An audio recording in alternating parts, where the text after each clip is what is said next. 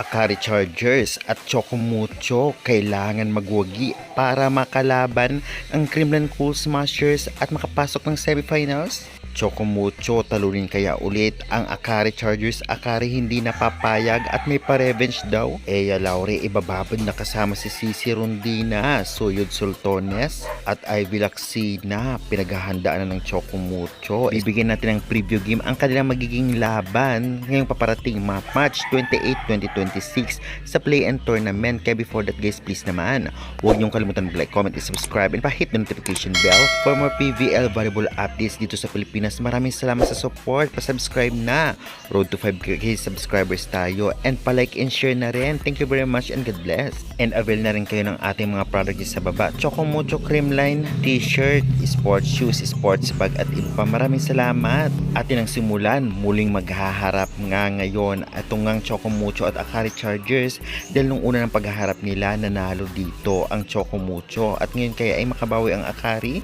Well, napaka-importante ng laban ito dahil do or die game ang labanan kung saan ang matatalo dito ay laglag na at ang mananalo makakaharap ng Kremlin Cool Smashers.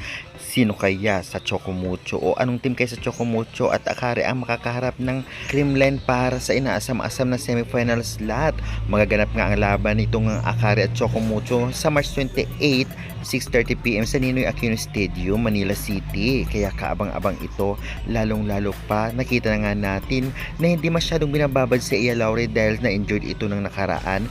Ngunit ngayon tiyak pa kaibaba dahil napaka-importante ng game na ito at may Cici Rondina din at syempre maaasahan din ang ibang wing spikers ng Chocomucho at ang mga middle nito. Nandyan din si Tang Ponce, isa sa pinakamagaling na libero ngayon sa PVL. Sa diging receiving ay talagang maaasahan siya. Samantalang dito naman sa Akari Chargers, well, ganun pa rin. Mas lalong naging consistent ka ngayong conference si Ivy Laxina na tiyak papahirapan din ang Chocomucho. May Suyod pa at syempre may Sultones na talagang magaling na wing spikers at mga veterans. Andyan din ang mga galing na middle blocker kagaya ni Sharma at Domingo na tiyak magpapahirap din sa Chocomucho. Magandang labanan to, kaya masasabi nga natin na 50-50 ang magiging laban. Kaya guys, kung kayo ang tatanungin sa tingin ninyo, kayanin kaya na matalo ng Akari ang Chocomucho na tinalo sila ng unang pagharap nila sa prelim, o di naman kaya mabaliktad dahil lalong lumakas ngayon ang Akari Chargers?